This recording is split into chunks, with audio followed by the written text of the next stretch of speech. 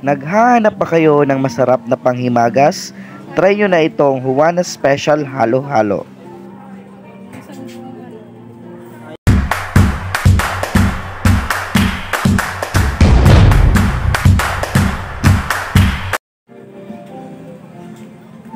Napasugod nga pala ako dito sa Laguna para puntahan ang nagtitrending at pinipilahan na Juana Special Halo-Halo. Pagpunta nga namin dito sa Laguna, talagang sobrang haba na ng pila dito kahit gabi na. Nakaabot pala kami dito around 7 PM na ng gabi para tikman itong pinagmamalaki nilang halo-halo. After ilang minuto nga ng pag-aantay, ayan, naandito na ako sa harap para umorder na. Talaga namang maraming nag-aantay ng kanilang order.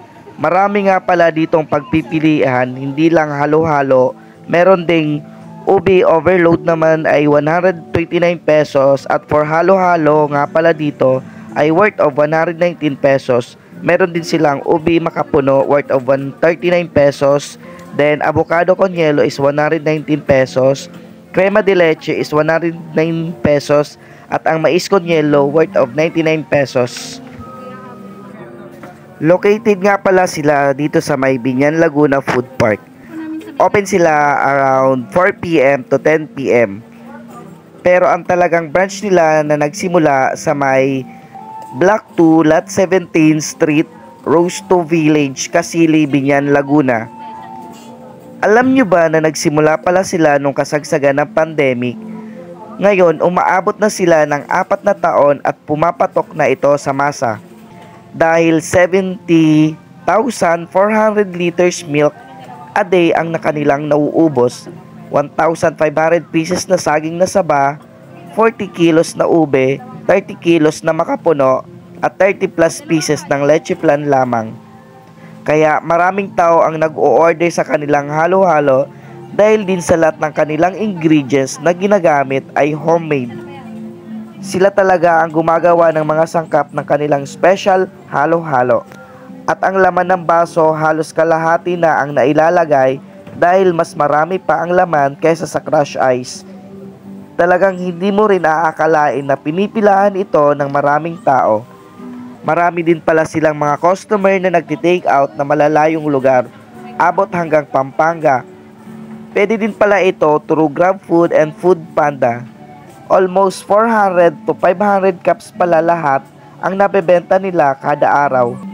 Tapos nagke-cater din pala sila ng mga event. Umaabot din pala sila around Taguig City, Cavite, Laguna at marami pang iba. Talagang sobrang sarap naman talaga ng kanilang halo-halo dahil hindi tinipid sa mga ingredients at creamy and milky talaga siya. Worth it talaga ang bayad mo kahit medyo mahal, sulit at talaga namang mabubusog ka. Para sa akin, highly recommended itong halo-halo. Tumatanggap din pala sila ng mga discounts gaya ng senior discount at PW discounts. Kaya ano pang hinihintay nyo, try nyo na din itong Juana's Halo-Halo, lalo't ngayong tag-init. Yun guys, titingnan natin yung kanilang specialty halo-halo na Juana's Halo-Halo. So, tikman na natin.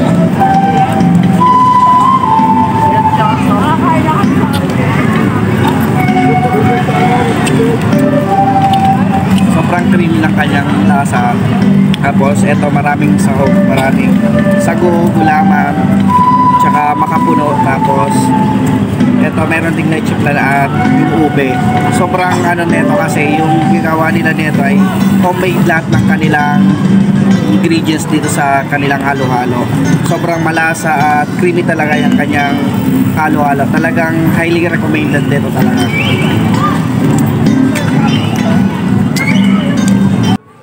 So, ayun lang. Salamat!